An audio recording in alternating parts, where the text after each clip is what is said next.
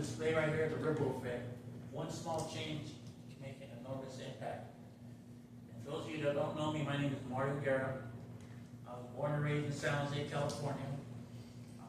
My parents was Paul Guerra and Martha Mendoza. My dad was 17, my mom was 16 when he had me.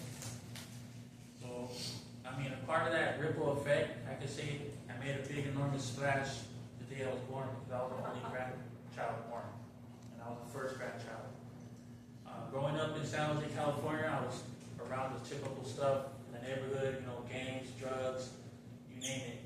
So I have a lot of different experience in my life. You know, I was born December 29, 1972. I'm probably the oldest person in this classroom right here. But you know what? I'm okay with that. Because as long as I remain reachable, then I'm teachable. And if I'm teachable, then I'm reachable. Right? So I'm in the same ballpark with every one of you here. Learning to learn. Except with me, I got to relearn how to learn. Because I'm taught the old ways.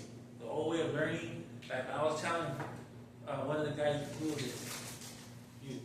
I was telling him outside, like in my time in school, we had floppy disks, right? And we didn't even have the internet like the way it is now. I mean, I was telling like, man, we had Facebook, Instagram growing up as kids, and we'd be tore up. So I'm not only a first generation college student, I'm a recent high school graduate. I had to be a high school graduate in order to get into college.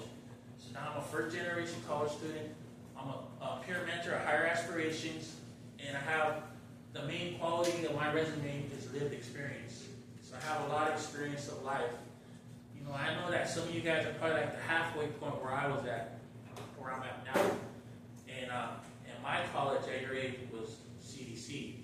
But here I am, being a new student, learning as I go, meeting new friends, and just sharing my life story with those that either were affected by the judicial system like I was, or maybe you didn't have anywhere around that lifestyle, but maybe you know somebody that did. So I'm a living hope, an example that if I could change, so can the person you know, or even you.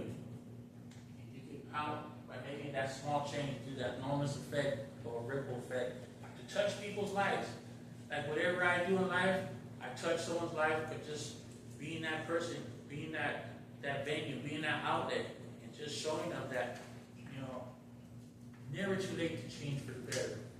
So I'd rather be a change for the good than be a change for the bad. And I'd rather be a bridge and a solution and not the problem.